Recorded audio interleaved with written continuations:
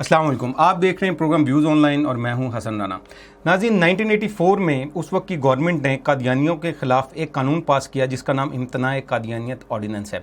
कादियानी इस कानून को लेके आलमी सतह पर और पाकिस्तान में बहुत ज़्यादा प्रोपेगेंडा करते हैं कि जी ये कानून जो है ये बुनियादी इंसानी हकूक़ के ख़िलाफ़ है। इस कानून के आने के बाद हमारी बुनियादी जो हकूक़ हैं और जो मजहबी हकूक़ हैं वो जो है वो हमें नहीं दिए जाते, और इसके अलावा जो है इस कानून का बड़ा गलत इस्तेमाल किया जाता है। और इसको ख़ास तौर पे वो human right watch, human right council और उसके अलावा अक़वाम मुत्तहिदा के अंदर भी बहुत ज़्यादा उठाते रहते हैं। आज हम इस कानून के ऊपर गुफ्तगू करेंगे कि ये कानून जो है कादियानियों को किन किन चीज़ों से रोकता है और ये कानून क्यों बनाया गया, क्या ऐसे हालात हो गए थे जिसकी वजह से इस कानून को बनाना पड़ा।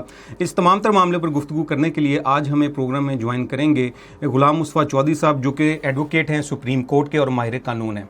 KTV के YouTube चैनल को सब्सक्राइब करें और बेल के बटन को दबाना ना भूलें ताकि आपको हर नई आने वाली वीडियो का नोटिफिकेशन बर वक्त मिल सके। Welcome back. हमें प्रोग्राम में वीडियो लिंक के जरिए ज्वाइन किया है गुलाम मुस्तफ़ा चौधरी साहब ने। गुलाम मुस्तफ़ा साहब, बहुत शुक्रिया जी प्रोग्राम ज्वाइन करने का। जनाब का बहुत शुक्रिया कि आपने इस मौके पे मुझे मौका दिया कि मैं भी अपने ख्यालात का इज़हार कर सकूं। KTV का और आप सब का बहुत मशकूर हूँ जी मैं। गुलाम मुस्तफ़ा चौधरी साहब, ये बताइएगा कि इम्तनाए कादियानियत ऑर्डिनेंस जो है वो क्या है और इसको क्यों बनाया गया और इसके तहत कादियानियों पर कौन कौन सी पाबंदियां हैं। इम्तनाए कादियानियत ऑर्डिनेंस है क्या और इसकी ज़रूरत क्यों पेश आई? इसकी ज़रूरत उस वक्त पेश आई जब 74 में कादियानियों को पाकिस्तान की इस्लामी जमहूरिया पाकिस्तान की असम्बली ने मुतफ़िका तौर पर गैर मुस्लिम करार दे दिया। तो उसके बाद कादियानियों ने इस फैसले को तो नहीं माना, ना आइन को माना, ना ये मानते हैं। जी। तो इन्होंने अपने आप को मुसलमान जाहिर करने के लिए धोखा देना शुरू कर दिया लोगों को। अपने सीने पे कलमे का बैज लगा के लोगों को तासर ये देना, पोज करना ये शुरू कर दिया कि हम मुसलमान हैं। और साथ ही इन्होंने अपने घरों के बाहर कुरानी आयात लिख के भी तासर देना शुरू कर दिया और शायर इस्लाम का इस्तेमाल शुरू कर दिया कसरत के साथ, ये तासर देने के लिए कि हम मुसलमान हैं। तो इस चीज़ को रोकने के लिए ताकि सादा लोग मुसलमान जो हैं वो अपने ईमान को इनसे बचा सकें, ये किसी को धोखे के साथ उसका ईमान न छीन सकें, तो इम्तनाए कादियानियत ऑर्डिनेंस जो है 1984 में इसको नाफिज किया गया। उस इम्तनाए कादियानियत ऑर्डिनेंस में ये शिक शामिल की गई कि कोई कादियानी 298 B और C 2 जो थी इनमें इनके मुताबिक ये है कि कोई कादियानी अपने आप को मुसलमान जाहिर नहीं कर सकता, ना अपने आप को मुसलमान लिख सकता है, ना वो कादियानी कोई भी मुसलमानों की तर्ज पे अपनी इबादत गाह नहीं बना सकता, उसको मस्जिद का नाम नहीं दे सकता, शायर इस्लाम का इस्तेमाल नहीं कर सकता। और इसी तरह कादियानी जो है वो मिर्ज़ा कादियानी के घर वालों को अहले बैत और उसके जो मानने वाले थे झूठे उसके पैरोकार उनको साबी का दर्जा देते थे। तो उस ऑर्डिनेंस के तहत इनको इससे भी रोक दिया गया कि कोई कादियानी जो है वो आप सल्लल्लाहु अलैहि वसल्लम के अहले बैत के अलावा किसी के लिए अहले बैत का लफ्ज़ इस्तेमाल नहीं करेगा। और इसी तरह आप सल्लल्लाहु अलैहि वसल्लम के सहाबा के अलावा साबी का लफ्ज़ किसी दूसरे के लिए इस्तेमाल नहीं किया जा सकता। गर्जे के हर तरह से उनको ये रोका गया कि वो अपने आप को ना मुसलमान जाहिर करें, ना मिर्ज़ा कादियानी की झूठी नबूवत का प्रचार करते हुए अपने आप को या मिर्ज़ा के मानने वालों को, मिर्ज़ा के घर वालों को, मिर्ज़ा के जो पैरोकार थे उनको साबी का दर्जा ना दें और अपनी इबादत गाह को ना मस्जिद कह सकें, ना लोगों को बुलाने के लिए अजान इस्तेमाल कर सकें। जहाँ तक कि शायर इस्लाम का इस्तेमाल भी रोक दिया कि कोई कादियानी अपने आप को मुसलमान जाहिर करते हुए किसी के साथ अगर अस्सलाम वालेकुम जाके कहता है तो उसको भी ये इम्तनाए कादियानियत ऑर्डिनेंस मना करता है, क्योंकि ये मुसलमानों का तरीकाकार है। आपस में एक दूसरे को जब मिलते हैं तो अस्सलाम वालेकुम कहते हैं, अच्छी चीज को देखते हैं, सुबहान अल्लाह कहते हैं, अल्हम्दुलिल्लाह का इस्तेमाल करते हैं। ये सारी चीजें शायर इस्लाम है। तो इम्तनाए कादियानियत ऑर्डिनेंस इन तमाम चीजों से इनको कादियानियों को इस्तेमाल से रोकता है कि आप लोगों ने ये चीजें इस्तेमाल नहीं करनी, ये सिर्फ और सिर्फ मुसलमानों के शायर हैं, मुसलमानों का ही तरीकाकार है और मुसलमानों की ही ये प्रैक्टिस है, वही कर सकते हैं, दूसरे नहीं कर सकते। गुलाम मुस्तफ़ा साहब, ये बताइएगा कि आईन पाकिस्तान का एक आर्टिकल है, आर्टिकल 20, वो ये कहता है कि जनाब पाकिस्तान में मौजूद जितनी भी अक़लियतें हैं उनको मजहबी आज़ादी है और वो अपने मज़हब की जो है वो प्रैक्टिस भी कर सकते हैं और तबलीग कर सकते हैं। आर्टिकल 20 ये कहता है कि वो अपने मज़हब की तबलीग भी कर सकते हैं। कादियानी ये कहते हैं कि जनाब ये जो आर्टिकल 20 है ये इसके तहत हमें भी तबलीग की इजाज़त होनी चाहिए और ये जो इम्तनाए कादियानियत ऑर्डिनेंस है ये पाकिस्तान का जो आइन है उसका जो आर्टिकल 20 है ये उसके ख़िलाफ़ है। इसके मतलब ज़रा बताइएगा कुछ। بڑا اہم آپ نے سوال اٹھایا اور یہ اکثر زیر بحث آتا ہے. اسی کا غلط استعمال کرتے ہوئے لوگوں کو یہ ٹریپ بھی کرتے ہیں اور خود مظلوم بھی بن جاتے ہیں اور لوگوں کی ہمدردیاں لینے میں کافی حد تک یہ کامیاب ہو جاتے ہیں. آرٹیکل 20 جو ہے کانسٹیٹیوشن آف پاکستان کا، وہ ہر بندے کو اس کے مذہب کی اجازت دیتا ہے، لیکن اس میں ساتھ کنڈیشن بھی ہے کہ سبجیکٹ ٹو لا.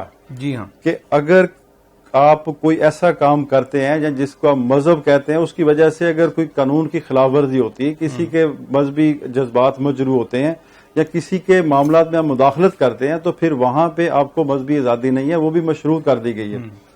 پاکستان میں دیکھیں مسلمانوں کے علاوہ کتنی مائنورٹیز ہیں. کرسچن ہیں، وہ اپنی عبادت کرتے ہیں، ان کو کوئی نہیں روکتا. وہ اپنے نام کے ساتھ مسیح لکھتے ہیں، اپنی عبادت گاہ کو گرجے کی طرز پہ بناتے ہیں، ایک خاص ان کی طرز تعمیر ہے. اوپر سلیب کا نشان لگاتے ہیں، کبھی کسی نے نہیں روکا، نہ اس کو روکنا کوئی پسند کرتا ہے، نہ کسی کو ضرورت ہے روکنے کی. اسی طرح دوسرا مذہب دیکھ لیں، سکھ جو ہیں وہ بھی اپنے کرتے ہیں، عیسائی کر لے، سکھ کر لے، اس کے بعد یہ ہندو اور دوسرے پارسی جو ہیں، بدھ مت جو ہیں، کتنے لوگ ہیں. تمام مائنورٹی جو ہے نا اپنے اپنے دائرہ میں رہتے ہوئے اپنے اپنے مذہب کو فالو کرتے ہیں، اس کی پریکٹس کرتے ہیں، کوئی ان کو روکتا نہیں ہے. لیکن قادیانی جو ہیں وہ اپنا کوئی مذہب ان کا نہیں ہے، یہ صرف فراڈ پہ مبنی ہے، فراڈ کرتے ہیں. یہی جو آرڈیننس ہے، میں تھوڑا سا اور وضاحت کر دیتا ہوں کہ جو امتناع قادیانی آرڈیننس تھا، انہی بنیاد پہ قادیانیوں نے اس کو عدالتوں میں چیلنج کیا. مختلف عدالتوں میں چیلنج ہوا، تمام عدالتوں نے ان کو جو ہے وہ کوئی ریلیف نہیں دیا اور ان کی تمام پیٹیشنز خارج ہو گئی. پھر ایک انہوں نے تمام جو پیٹیشنز خارج ہو گئی تھی، کانسٹیٹیوشن پیٹیشن تھی ان کی، ان تمام کو سپریم کورٹ میں لے کے چلے گئے. تو سپریم کورٹ کے لارجر بینچ نے فیصلہ دیا کہ قادیانیوں کو یا کسی بندے کو فراڈیے کے کوئی رائٹ نہیں ہوتے. جو بندہ فراڈ کرتا ہے اس کے کوئی رائٹس نہیں ہوتے. اور اس میں باقاعدہ طور پہ لکھا گیا اور اس میں بہت ساری مثالیں دی گئیں اور قادیانیوں کو منع کیا گیا کہ، اور انہوں نے اس پہ اسی پوائنٹ کو لے کے چلے تھے، بیسک انہوں نے بنائی تھی کہ یہ جو آئین کے خلاف ہے، آئین کے آرٹیکل 20 کے خلاف ہے، یہ جو امتناع قادیانیت آرڈیننس ہے. تو پھر سپریم کورٹ نے تمام کو سننے کے بعد فیصلہ دیا کہ نہیں، وہ آئین کے خلاف نہیں ہے، وہ جو امتناع قادیانیت آرڈیننس ہے وہ آئین کے مطابق ہے اور اس میں کسی قسم کا فلاح نہیں ہے، کوئی کانسٹیٹیوشنل یا الٹرا وائرس اس میں چیز نہیں ہے. اور یہاں تک سپریم کورٹ نے اپنے ظہیر الدین کیس ہے جو رپورٹڈ ہے 1993 SCMR 1718، ظہیر الدین کے نام سے یہ مشہور ہے، ظہیر الدین کیس سے. تو اس میں سپریم کورٹ نے یہاں تک کہہ دیا کہ اگر قادیانیوں کو ان کے مذہب کو پھیلانے کی اجازت دے دی جائے تو ملک میں رشدی پیدا کرنے کے مترادف ہے. اگر ان کو آپ اجازت دیں گے تو آپ رشدی پیدا کریں گے. ان کی تمام تعلیمات کفریہ ہیں اور یہاں تک ہے کہ کفریہ بھی ہے اور یہ مبنی بر بلاسفیمی بھی ہے، گستاخانہ عبارتیں ہیں ان کی. اور یہ اپنے جھوٹے نبی کو سچا نبی ظاہر کرتے ہیں، مرزے کے ماننے والوں کو یہ صحابی کہتے ہیں اور مرزے کے جو الفاظ ہیں ان کو یہ وحی کا درجہ دیتے ہیں.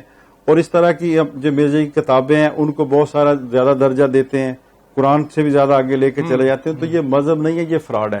تو اس کو کسی صورت میں کبھی بھی دنیا کا کوئی قانون نہ چلنے کی اجازت دے سکتا ہے، نہ اس کو پنپنے کی، نہ اس کی پریکٹس کی اجازت دی جا سکتی ہے. تو یہ بالکل آئین کے مطابق ہے. سپریم کورٹ اس کا بڑا ڈیٹیل کے ساتھ فیصلہ کر چکی ہے. تو یہ لوگوں کو اس طرح کہہ کے صرف دھوکہ دے سکتے ہیں، وہ بھی سادہ لوگ مسلمانوں کو. جب فیصلہ آ گیا تو اس کے بعد تو کوئی گنجائش نہیں رہ جاتی. جی بالکل ٹھیک. جی اچھا غلام صاحب یہ بتائیے گا کہ یہ جو امتناع قادیانیت آرڈیننس ہے، کیا یہ جو بنیادی انسانی حقوق ہیں اور اس کے علاوہ جو اقوام متحدہ کا چارٹر ہے اور جو انٹرنیشنل جو قوانین ہوتے ہیں، کیا یہ اس کے خلاف ہے؟ یہ اس کے متعلق کچھ بتائیں. دنیا کا کوئی قانون، اقوام متحدہ کا چارٹر ہے یا کوئی قانون ہے یا دنیا کا کوئی قانون اٹھا لیں، کسی کو بھی اس چیز کی قطعاً اجازت نہیں دے گا کہ آپ دوسرے کے چیزوں کے اوپر، دوسرے کے مذہب کے اوپر اپنے مذہب کا لیبل لگا کے یا اپنے جھوٹی چیز کو اس کے اوپر لیبل لگا کے سچی چیز بنا کے پیش کرنے کی کوشش کریں. تو یہ قطعاً کوئی مذہب اجازت نہیں دیتا. اگر ایسا معاملہ تھا جب یہ سپریم کورٹ میں ہے تو ان کو UN میں چلے جانا چاہیے تھا، عالمی عدالت انصاف میں چلے جاتے کہ جناب یہ ہمارا قانون ہے، یہ ہم اس طرح کرتے ہیں. اب دیکھیں، میں نے پہلے بات کی تھی کہ جو امتناع قادیانیت آرڈیننس ہے وہ کہتا ہے کہ مسجد جو ہے وہ مسلمانوں کا ایک خاص طرز پہ بنایا گیا عبادت خانہ ہوتا ہے جس میں اپنی عبادت کرتے ہیں. تمام مذاہب اپنے اپنے مذہب کے مطابق عبادت کرتے ہیں. تو قادیانی اپنی عبادت گاہ کیوں علیحدہ نہیں بنا لیتے, اپنی پہچان علیحدہ کیوں نہیں دے دیتے؟ کیا اقوام متحدہ ان کو اجازت دے گا کہ آپ مرزے کی جھوٹی نبوت کو مسلمان بن کے پیش کریں؟ قطعاً نہیں دیتا. کسی جگہ پہ دنیا کا میں نے عرض کیا کوئی قانون ان کو اجازت نہیں دیتا کہ وہ اپنے جھوٹے مذہب کو سچا ثابت کر کے پیش کریں, جس میں اس فیصلے میں بھی اس طرح کی مثالیں دی گئی ہیں کہ ایک کمپنی کی چیز جو ہے نا وہ دوسرے کو اجازت نہیں دی جا سکتی. تو مسلمانوں کا سچا مذہب ہے, تو قادیانیوں کو جھوٹا مذہب اپنا لے کے آ کے تو اس کو لوگوں کو بتانے کے اور گمراہ کر کے ان کا ایمان چھیننے کی اجازت تو نہیں دی جا سکتی. نہ UNO کا چارٹر دے گا, نہ کوئی عالمی قوانین اس کی اجازت دیتے ہیں, نہ ملکی قوانین دیتے ہیں.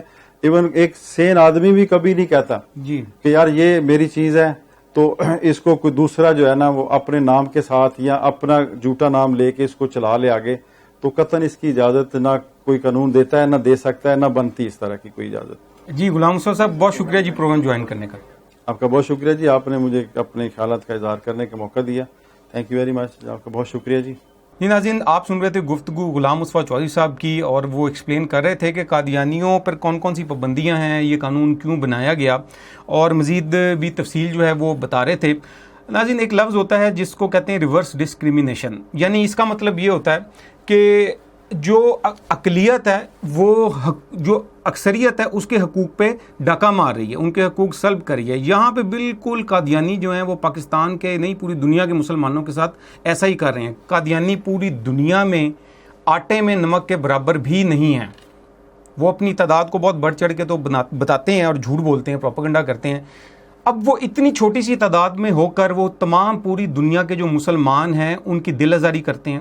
وہ دل آزاری کس طرح کرتے ہیں؟ اپنے جو ان کا جو ہیٹ مٹیریل ہے, یعنی جو ان کا مذہبی جو مواد ہے, جو لٹریچر ہے, وہ سارے کا سارا ہیٹ مٹیریل ہے. وہ اس ہیٹ مٹیریل کے تھرو تمام مسلمانوں کی, پوری دنیا کے مسلمانوں کی دل آزاری کرتے ہیں. کوئی ادارہ, کوئی ملک اور کوئی بھی مذہب اس چیز کی اجازت نہیں دے سکتا آپ کو کہ آپ کسی کی دل آزاری کریں.